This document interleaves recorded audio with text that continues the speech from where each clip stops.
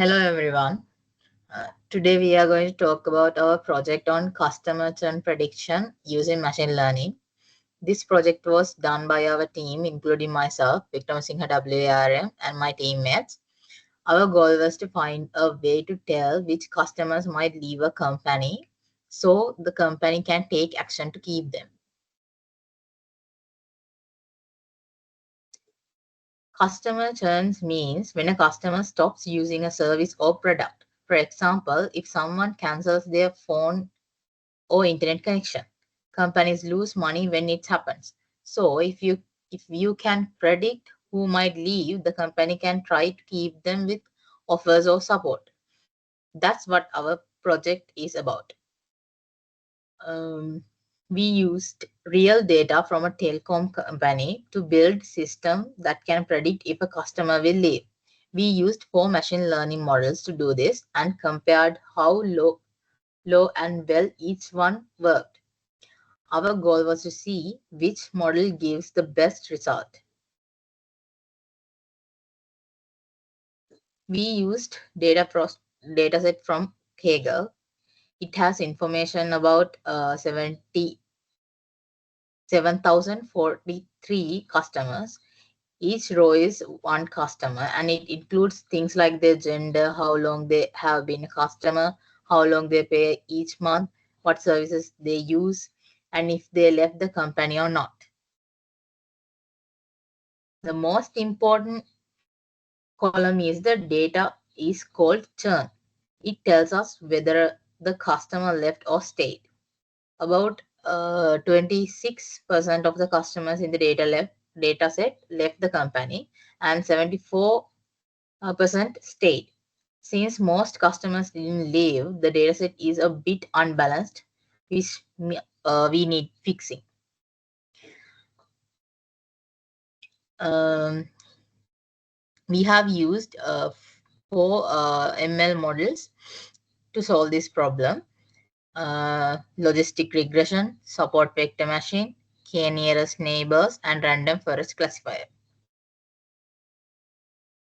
And I have used logistic regression model to solve this problem. In this model, I have used few data processing methods: removal of non-informative features, missing value handling, feature engineering, categorical simplification, encoding, feature scaling, and class imbalance handling.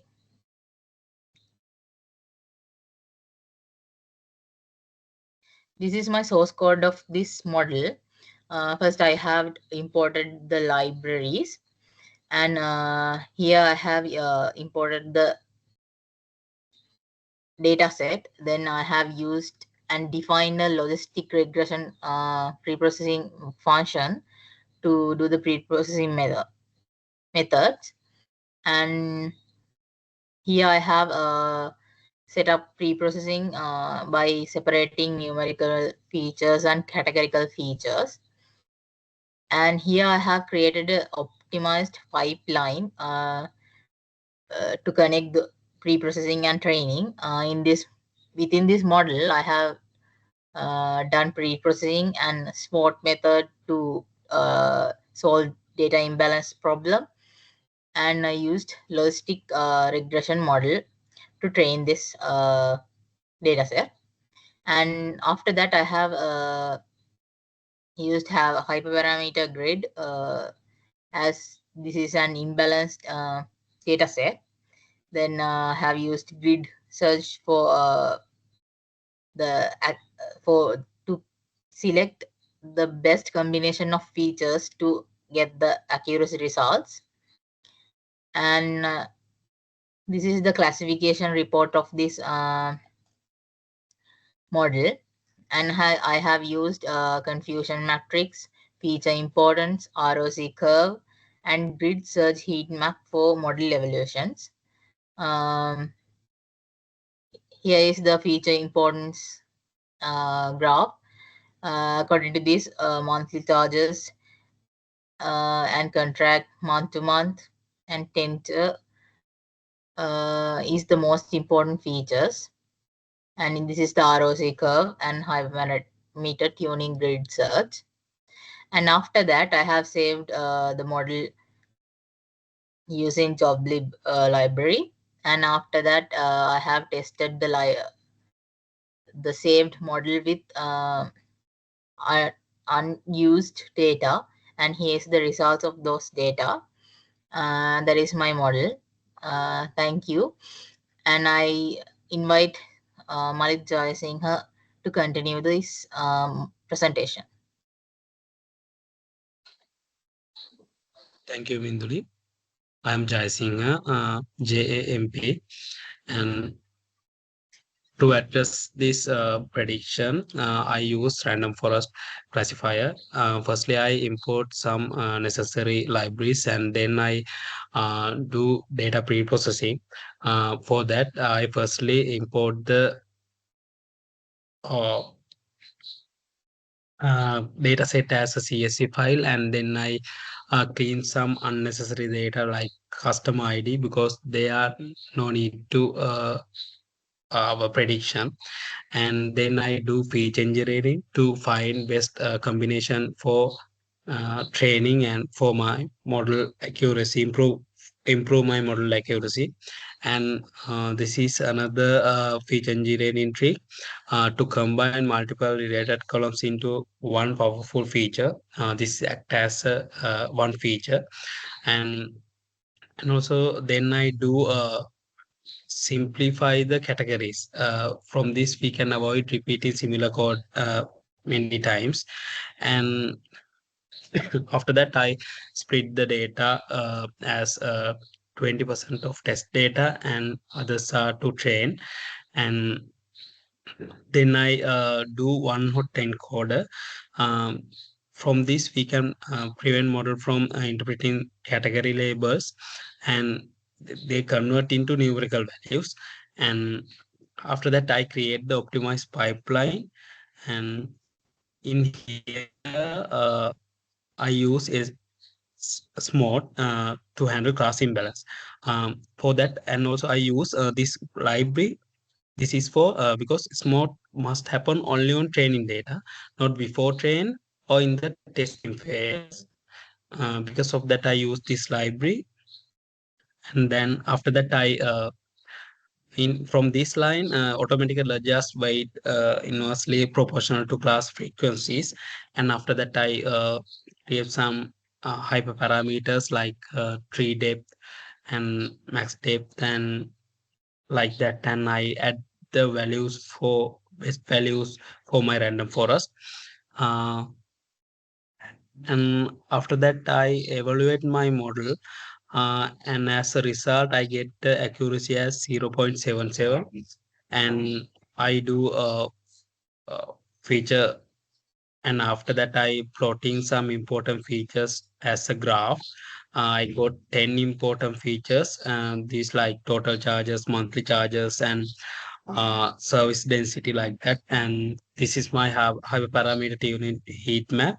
and and this is receiver operating characteristic. And this is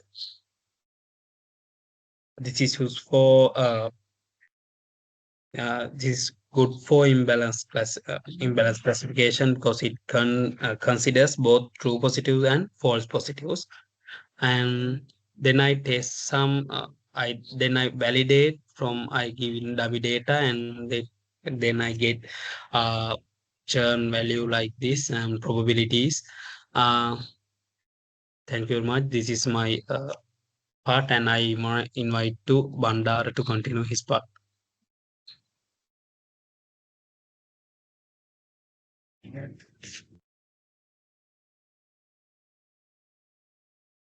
Thank you, Malik. So the my part is using the k nearest neighbors model to identify the churn customer data set, and this is the import the necessary modules. And after that, when we goes to the pre-processing part, this is load and the pre-process the telco custom churn data set for KNN modeling. Uh, KNN modeling, and it begins the remove the customer ID column and convert to the total charges column to numeric while handling with the missing values by the filling them with the median. So and also after that it then creates the new feature called the uh, monthly consistency and uh, encodes the text support feature as a binary. So that is ensure the senior citizen is treated as a integer and converts the target variable churn into binary value 0 or the 1. So after that this code is the data set for machine learning by splitting into the training and testing data set, like training as a 80% and the testing as the 20%. So that two features group are defined numeric features like continuous variables and categorical features. So the categorical features columns relevant to the service and the payments. So and also the column transfer is used to standardize numeric feature using stand scaler and the one-hot encoding the categorical features. And after that, that ensure the date is properly formatted for the model training. So after that, this block is of the code setup, the tuning, and the evaluates the KNN classification model with the smart binary oversampling technique to handle class imbalance. So this pipeline is created using IMP pipeline that includes some pre-processing steps like standard scaler and also the one-hot encoder. So that's this smart to balance to classes KNN classifier parameter grid is defined for neighbors, weights, metrics, and smart sampling strategy, and also that enabling and search for the best configuration. So the grid search CV is used to perform 5-fold cross validation using the F1 score as the evaluation metrics. So the after that the best model is selected and used to make prediction the test set. So final performance metrics include best type parameters, test accuracy F1 score, ROC score, and the classification report including precision recall F1 score and the support. So the as you can see my classification report, so it achieved an accuracy of around 70%, and for the non-churn class it performed well with the precision of 0.87, and F1 score is the 0.82. So however, performance on the churn class 1 is very lower with the precision of 0.52, and the F1 score is the 5.8. So that indicate difficulty in correctly identification all chains. And the Banco average F1 score was the 0.70, suggesting some imbalance in performance between the classes. And after that, this code generates the key evaluation visualize the confusion matrix. So prediction, the accuracy,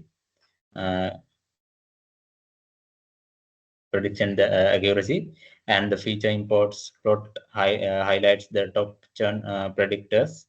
And after that, this is related to the heat map in between neighbors and the metrics like Euclidean distance and Manhattan distance.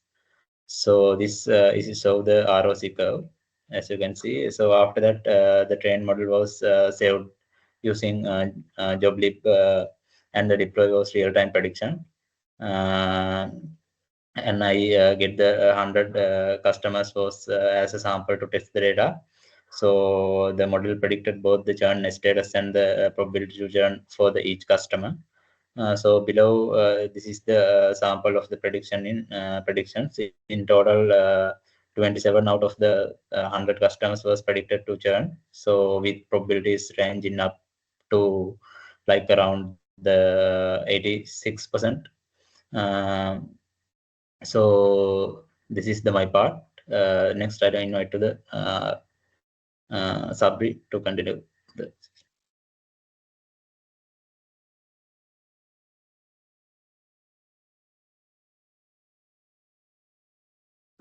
My part is predicting customer churn using support vector machines. The goal was to build a predictive model that helps identify customers who are likely to leave the service. So I started by loading the data set, which includes customer details. First, I dropped the customer ID column since it's not useful for prediction. Then I clean the data by converting the total charges column to numeric and filling missing values with the median. I also engineered two new features: average monthly impact, which captures the difference between average monthly cost and the current charges. Second one is service diversity. This counts how many different types of services a customer uses, like streaming, backup, and tech support, like that. And next, I standardize the service related columns by replacing values like no for no internet service with no. The data no, the churn was encoded to 1 for yes and no for 0. I then split the data set into training and test. 20% of the data is training, testing, and 80% of the data is training. And I created a pre-processing pipeline using column transformer. This separates numeric and categorical features. Numeric features were scaled using standard scaler, and categorical features were one hot encoded. This ensures the model treats all inputs consistently. And I choose support vector machines as the classifier. I used a pipeline that combines pre-processing with the SVM model. To optimize it, I perform grid search cross-validation over multiple hyperparameters like C, kernel, gamma, COFO. This tested 96 different parameter combination using 5-fold cross-validation, totaling 480 fits. After tuning, the best parameters were C 0.5, COFO 0, gamma auto, kernel, RBF. On the test set, my model achieved accuracy of 72.3% and ROC AUC score 82.5%. And this is the classification report. It shows precision for class 0, 90%, high at 90%. For class 1, recall is 79%, meaning the model is good at catching customers who are likely to churn. Although precision for churn is lower, the high recall is beneficial because it helps flag at risk customers. And this is confusion matrix. I plotted to visualize prediction. It shows that while the model correctly identifies many search cases, there are still false positives and false negatives, which is expected in real world data. And this is hyperparameter heat map to understand how different combinations of C and gamma affect the model's AUC score. I create AUC score. This visualization helped me confirm that C 0.5 and gamma auto was the optimum region for our data set. And this is the ROC curve.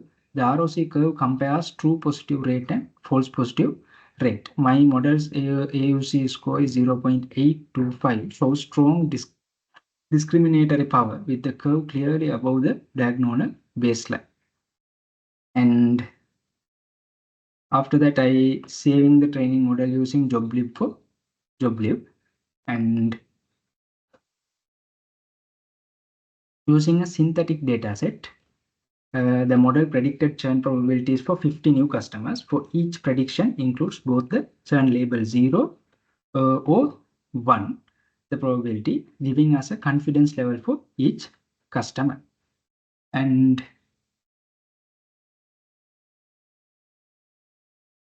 here, this is the performance metrics comparison between logistic regression, support vector machine, k-nearest neighbors, and random forest classifier, and the good accuracy achieved by logistic regression, and lowest one is support vector machine. And this is the strength and weakness overview. So logistic regression, easy to interrupt, fast to train. Limitation struggles with nonlinear relationships. In SVM, it's excellent with complex boundaries, high accuracy. Limitation requires scaling sensitive to hyperparameter setting. KNN, simple and intuitive, and limitations, computationally expensive, affected by irrelevant features. And random forest, strength is high accuracy, handles nonlinearity and missing data. Limitation, less interpretable, longer training time. So that's all. Thank you.